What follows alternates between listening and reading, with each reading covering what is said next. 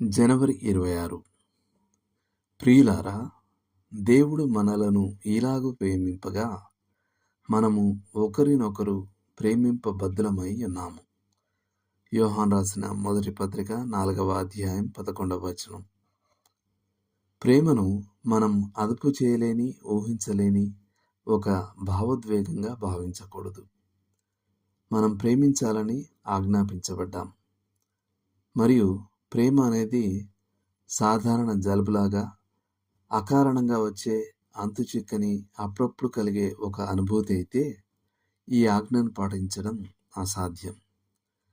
ప్రేమలో భావోద్వేగాలు ఉంటాయి, కానీ అది భావోద్వేగాల కంటే ఎక్కువగా చిత్తానికి అంటే సంకల్పానికి సంబంధించిన విషయం.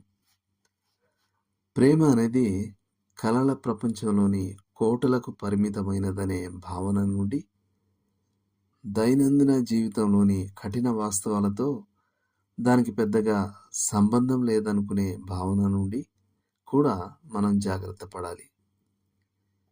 ప్రేమ వెన్నెల వెనుక, గులాబీ పరిమళం వెనుక అనేక వారాల శ్రమ ఇమిడి ఉంటుంది. మరో మాటలో చెప్పాలంటే ప్రేమ అత్యంత ఆచరణాత్మకమైనది. ఉదాహరణకు, బల్ల మీద అరటి పండ్ల పళ్ళెం అందించినప్పుడు నల్ల మచ్చలున్న పండును ప్రేమ తీసుకుంటుంది.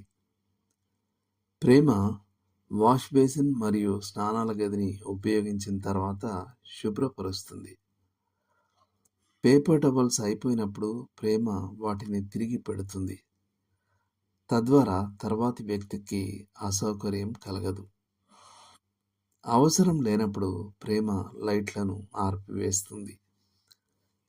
అది నలిగిపోయిన టిష్యూ పేపరు క్రింద పడి ఉండటం చూసి దానిని తీసేస్తుంది.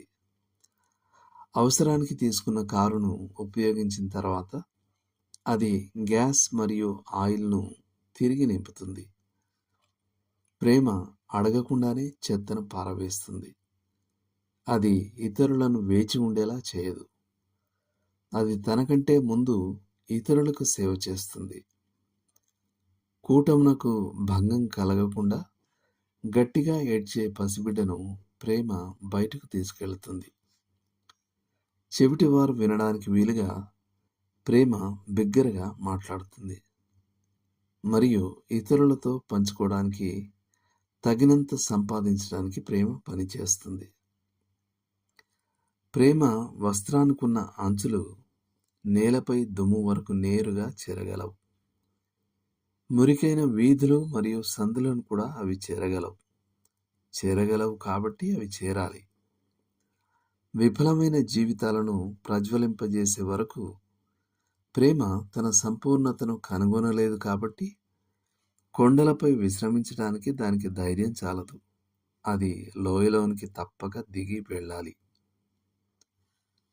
దేవుడు మిమ్మును దీవించును గాక. ఆమేన్.